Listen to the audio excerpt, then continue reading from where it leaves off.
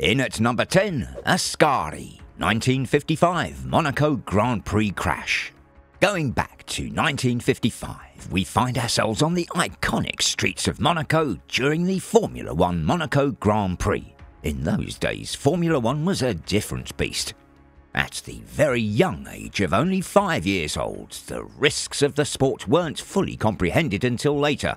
One of that year's most unforgettable moments involved the legend, Alberto Ascari. As the race unfolded, Ascari, a two-time world champion, was in the lead. But then, in a shocking turn of events, he lost control of his Lancia and crashed into the Monaco harbour. It was a heart-stopping moment, and thankfully Ascari survived the accident without major injuries. However, this incident highlighted a critical safety concern. The Monaco circuit at that time didn't have adequate barriers or protections in place to prevent cars from careering into the water. It was a wake-up call for Formula One organisers.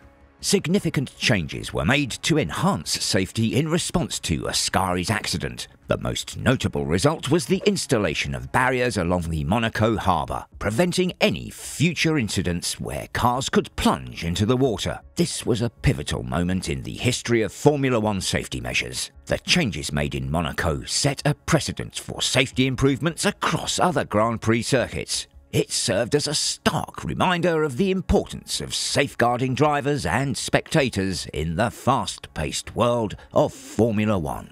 In ninth place, Perez's controversial Monte Carlo crash in 2022.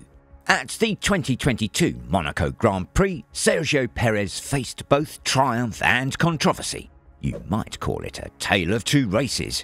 During qualifying in Monaco, Perez spun into the barrier at the tricky Portier right-hander just before the tunnel. This incident led to the red flag being waved, and the grid for the race was determined based on the times from the first runs in qualifying. Charles Leclerc secured pole position, with Carlos Sainz and Perez following behind, while Max Verstappen was in fourth. Now, here's where the controversy comes in. During the Brazilian Grand Prix, Verstappen refused a team order to hand back sixth place to Perez, citing reasons related to something that happened in the past. This response led to speculation that it might be connected to Perez's crash in Monaco. Perez was questioned about this directly, and he firmly denied crashing on purpose in Monaco, emphasizing that mistakes can happen to anyone, especially on the unforgiving streets of Monaco. The idea that Perez intentionally crashed is challenging to prove, as the evidence is limited. However, Verstappen's reaction strongly suggests he believed it was intentional. It's unlikely he would have taken such a stance if he thought it was merely a genuine mistake. This incident had a significant championship impact, with Perez's strategic tyre change securing the Monaco victory and narrowing the gap to Verstappen. Was it a genuine controversy or sensationalized drama? Opinions may vary, but it undeniably added intrigue to the 2022 Formula One season. Let us know in the comments section below if you feel that Perez intentionally crashed in Monaco, or was it a mistake? Number 8. Latifi Abu Dhabi crash in 2021. The 2021 Abu Dhabi Grand Prix was a pivotal race with dramatic consequences. Lewis Hamilton was on the verge of another championship as he was fighting Max Verstappen with equal amount of points, when Nicholas Latifi's late crash brought out the safety car. Max Verstappen seized the opportunity to pit for fresh tyres, setting the stage for a controversial showdown. The race director, Michael Massey, allowed some lapped cars to unlap themselves, leading to a fierce debate over fairness. In the end, Verstappen overtook Hamilton on the final lap to win the championship. This race's controversy led to Massey's removal and a thorough review by the FIA. Rule changes were made to clarify safety car procedures. The FIA clarified that when it's safe to do so, and the message, "lapped cars may now overtake," has been sent to all competitors. So, all cars that are a lap behind will be given the green light to pass the safety car. Before, the rulebook said any cars, which led to some confusion in Abu Dhabi when Massey only let certain drivers pass the safety car. That kind of interpretation won't fly anymore. This change was intended to prevent any ambiguity or selective interpretation of the rules in similar situations in the future. At number 7, Alonso's Singapore crash in 2008. Crashgate. Now, turning our attention to the 2008 Singapore Grand Prix, a race marred by one of Formula One's most infamous incidents. Fernando Alonso, driving for Renault, was leading when a car mysteriously crashed into a barrier, triggering a safety car. But here's the twist. It was later revealed that Alonso's teammate Nelson Piquet Jr. had intentionally crashed to bring out the safety car, helping Alonso win. This scandal became known as Crashgate. The fallout was severe. Renault's team principal, Flavio Briatore, and Executive Director of Engineering, Pat Symonds, were removed from Formula One. The incident also left Felipe Massa, driving for Ferrari, feeling robbed of a victory he believed he had earned, and to this day, Massa is claiming his right.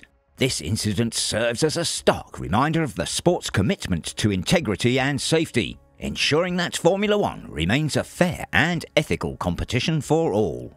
Number 6. Jos Verstappen and Heikki Kovalainen's fire incidents.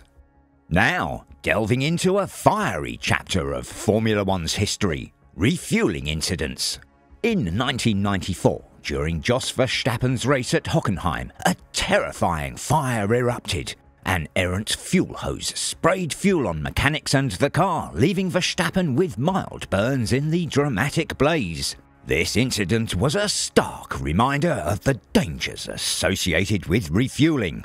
Fast forward to 2009 and the risks persisted. Both Felipe Massa and Heikki Kovalainen dragged attached fuel hoses down the pit lane. In Kovalainen's case, his hose doused Kimi Räikkönen in fuel, engulfing him in flames in Brazil. These incidents raised alarms about the perils of having mechanics handle fuel under intense pressure.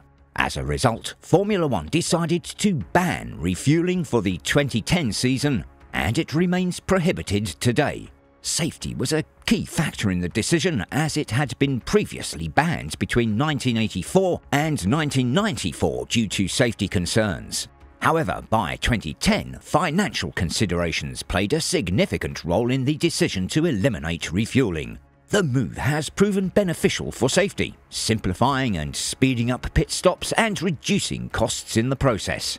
Formula One is now a safer and more cost-effective place without the risks and expenses associated with refueling, ensuring the well-being of everyone on the track. At number 5, Mika Häkkinen's crash in the 1995 Australian Grand Prix. Travelling back to the 1995 Australian Grand Prix, where Mika Häkkinen's crash changed Formula One safety forever. Racing at high speed, a tyre blowout sent Häkkinen crashing into the barriers, causing severe injuries. Back then, F1 drivers sat high up in their cars, making them vulnerable to head and neck injuries with no support. Enter the HANS device, which had been around since the 1980s but was too bulky. Häkkinen's crash made the FIA realise its safety potential, leading to funding and development. Today, it's a carbon fibre collar that prevents violent head movements during crashes, reducing the risk of injury. In 2002, Felipe Massa became the first to wear it. By 2003, it was mandatory for all FIA series. Some say Massa's accident in 2004 was the first incident of the HANS device potentially saving a life. This device represents Formula One's commitment to driver safety, evolving to protect those who dare to race. Number 4. 1998 Belgian Grand Prix Crash. Returning to the rain-soaked 1998 Belgian Grand Prix at Spa, a race where heavy downpours turned the track into a treacherous battleground. The rain was so relentless that most of the cars became mere blurs on the television feed, obscured by the deluge and tyre spray. Amid the chaos, over half of the field ended up crashing out of the race. The race was even restarted with spare cars, an allowance later scrapped to save costs. Michael Schumacher tried to lap David Coulthard in this turmoil, but collided due to poor visibility. This impacted the championship, with Schumacher losing to Mika Häkkinen. This race was a turning point for safety in Formula One. The pivotal change came in 1999 with the introduction of wheel tethers. These tethers prevented wheels from becoming detached during accidents, a potentially deadly scenario for drivers and track personnel. In 2011, the FIA further strengthened safety measures by doubling the number of tethers on each car, responding to a series of accidents where wheels came loose. They also expanded the use of tethers throughout the car to reduce the risk of it breaking into multiple large parts after a crash. These safety changes, born out of the chaos and danger witnessed at Spa in 1998, underscore Formula One's unwavering commitment to prioritising the safety of its drivers and everyone involved in the sport. Number 3. Jules Bianchi's crash at the 2014 Japanese Grand Prix. Now, taking a step back to the 2014 Japanese Grand Prix and the devastating crash involving Jules Bianchi. This race was marked by fading light and heavy rain, creating treacherous conditions. Bianchi lost control of his car and collided with a recovery vehicle attending to another car that had gone off the track. This tragic incident prompted Formula One to take immediate action to improve safety. One critical change introduced was the virtual safety car system, where all drivers must slow down to a specific speed limit during safety car periods. This reduces speed differentials and ensures safer conditions for recovery crews. In addition, they established the 4-hour rule.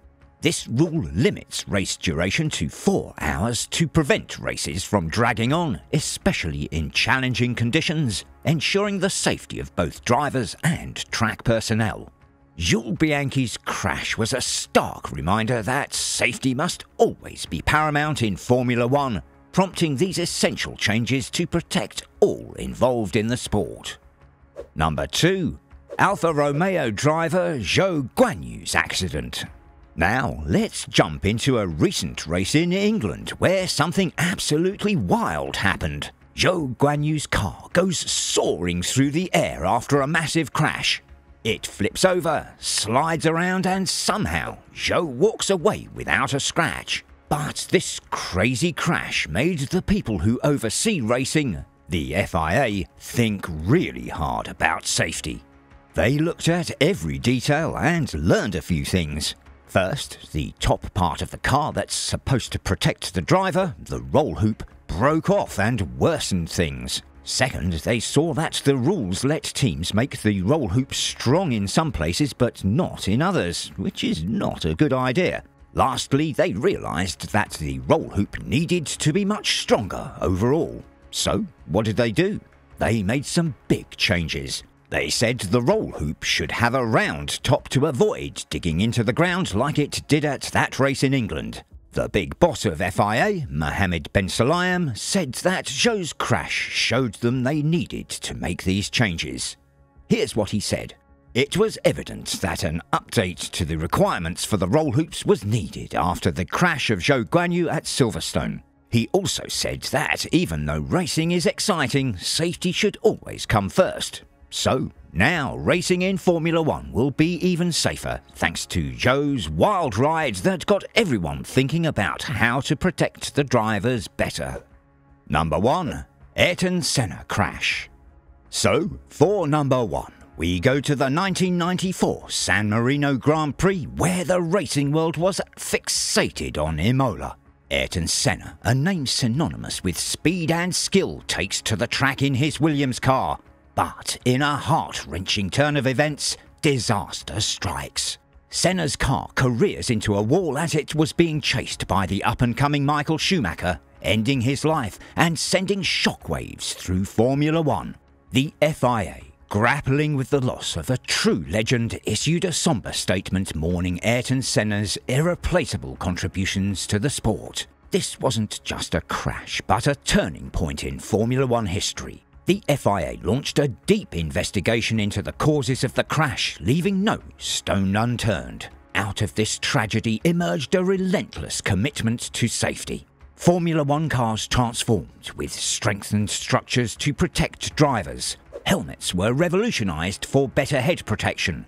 Tracks were reimagined featuring gravel traps, tyre barriers and improved fencing. Medical facilities were ramped up to ensure swift responses to accidents. Ayrton Senna's crash wasn't in vain. It was a catalyst for change. It led to safer cars, more secure tracks and a profound commitment to protecting the brave souls who push the speed limits. This crash didn't just change the course of Formula One, it ensured that the sport would always put safety first, honouring the legacy of the legendary Ayrton Senna.